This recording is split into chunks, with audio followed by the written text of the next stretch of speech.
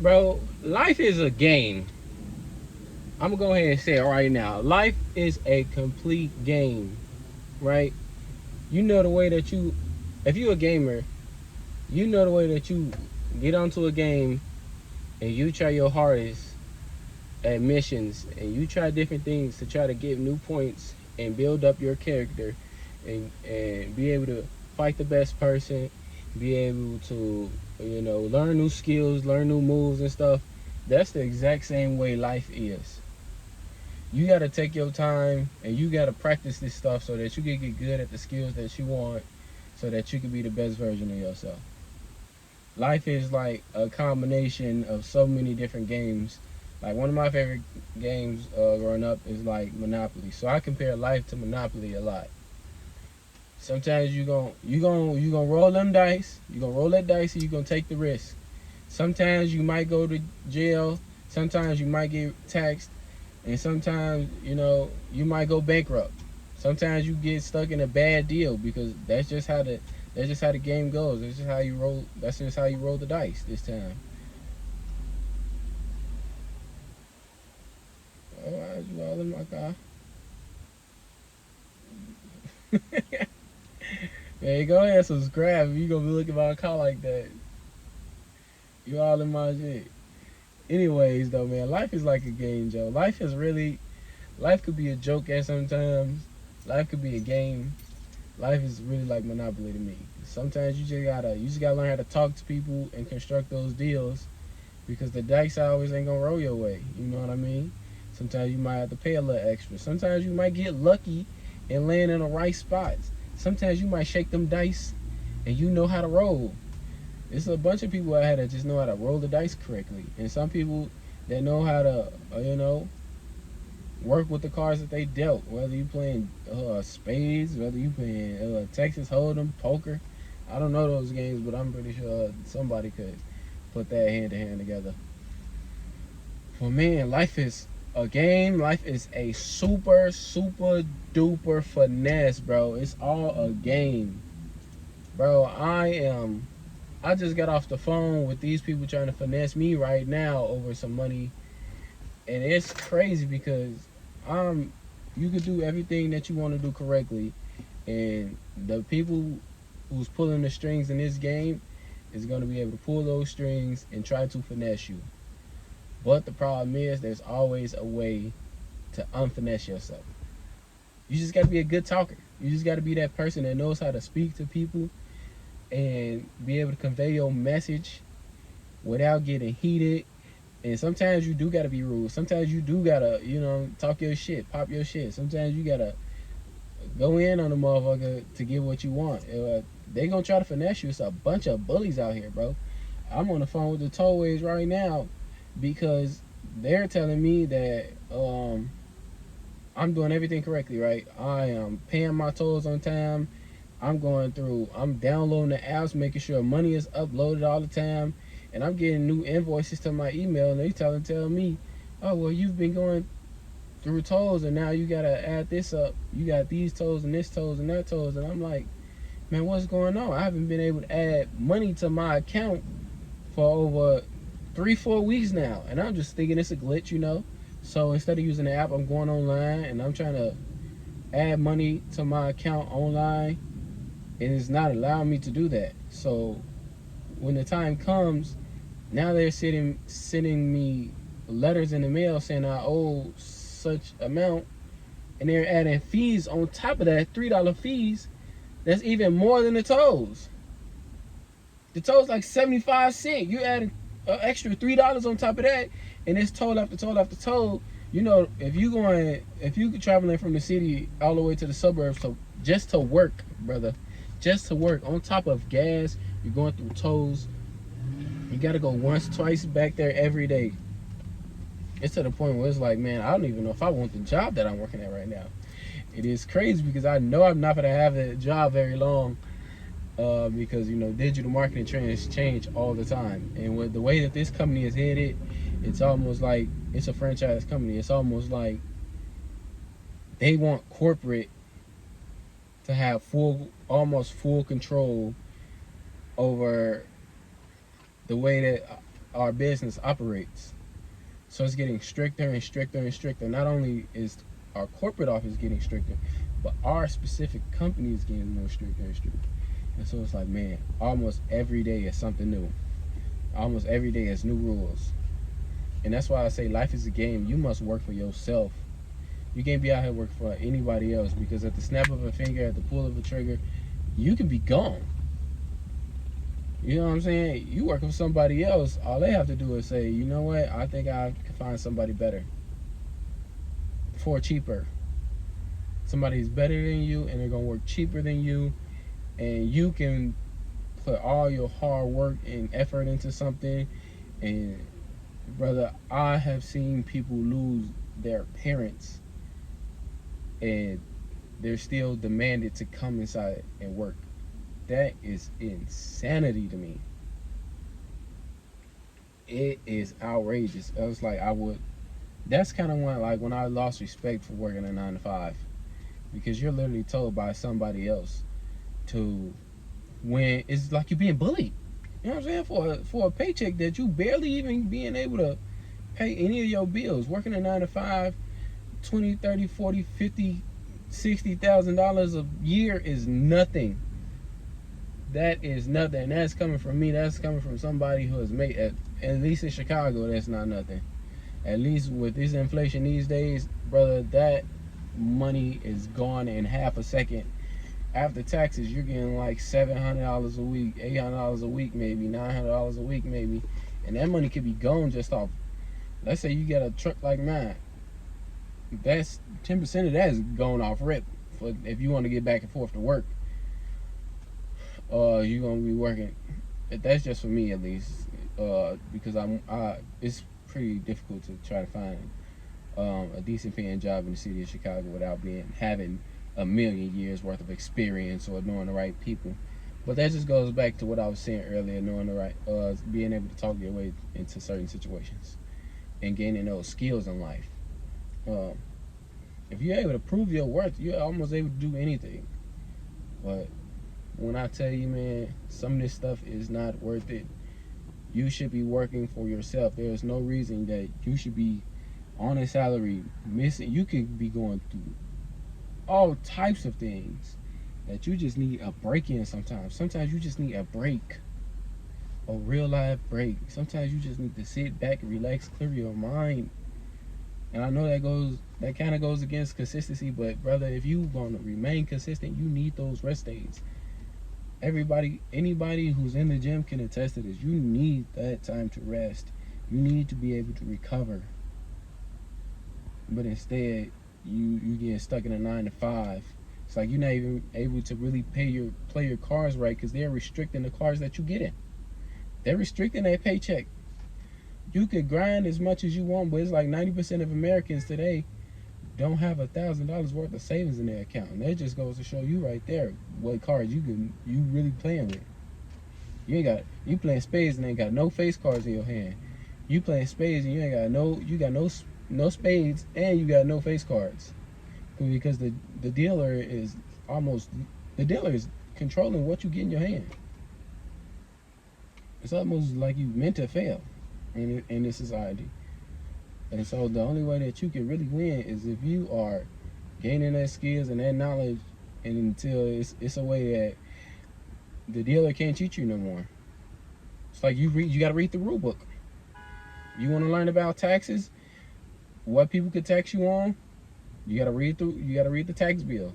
You want to go buy you another car, if you go into that car dealership, I was just talking to my friend about this yesterday. You're going to go to that car dealership, those people they're not going to hand you no rule book. You need to know that stuff. You need to be educated before you step foot in a car lot, because they are going to wax and tax your ass.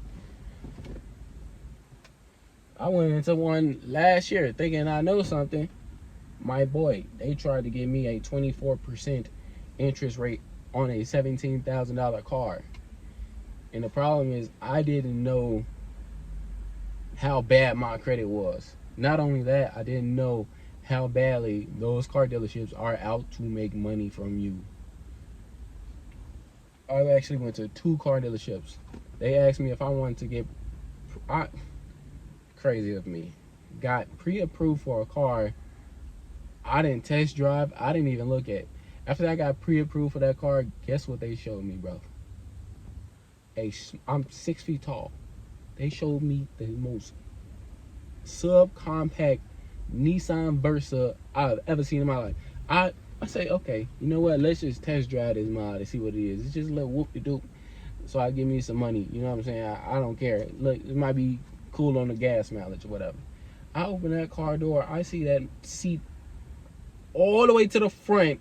I look down at the bottom of the car. It's a big, dumb, stupid, goofy hole about this size. You know where you place your foot at? It looked like a Ford F-150. Well, you know those construction guys, they get always wearing they put their boots in one certain area so that it creates a dent. Why is it a hole this big in the bottom of this car that you trying to sell me? Crazy. I'm like, bro, I'm not even hop in this. I'm not even hopping this. Legit, I was in Lansing, bro. It's like Nissan. It's like Napleton. I don't know what dealership it was, bro. But it was like, I think it was in Lansing. I went to a Chevy dealership, and then it was another one before that. I think it was a Nissan. Yeah, I think it was a Nissan dealership that they tried to finesse me. And then after that, I was gonna get another Nissan. I think it was a bigger Nissan. One had a sunroof, one didn't. When I drove one car, the sunroof was leaking in the back seat. Was leaking in the trunk, I'm sorry. So the trunk was flooded. I'm not going for that, obviously. Then the other one, there was like some suspension issues. I was like, you know what, let's try that one out. I get in there, they're trying to get me to finesse. They're trying to get me to run around. So I was just like, you know what, hey bro, if you're gonna have me sitting in here, sitting in this office this long, over an hour, I don't want to be here anymore. Just forget it. I went over to Chevy. I found a nice little Impala, $17,000. I said, okay, let's do it. They come at me with the most ridiculous interest rate I've ever heard in my entire life. I'm thinking, okay, 10%, I'll take a 10% interest rate. I might even take a 12% interest rate. But 24? And the lowest they went was 19?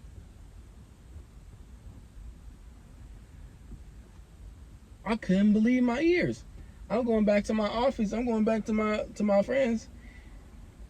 The ones that's older, you know, more mature, got a little money, bought a house and stuff. They paying 7% interest rates on if they got 3-4 cars, 7% interest rates. And you finna charge me 24? Are you crazy? Am I crazy for even entertaining this? Why I go in this car dealership and I done got 14 new hard inquiries on my account for y'all to try to finesse me this bad, for y'all to try to run this game on me. And it's like, I could be sitting here very upset about it, but that's just, I'm not, because it's just a love for the game that I got.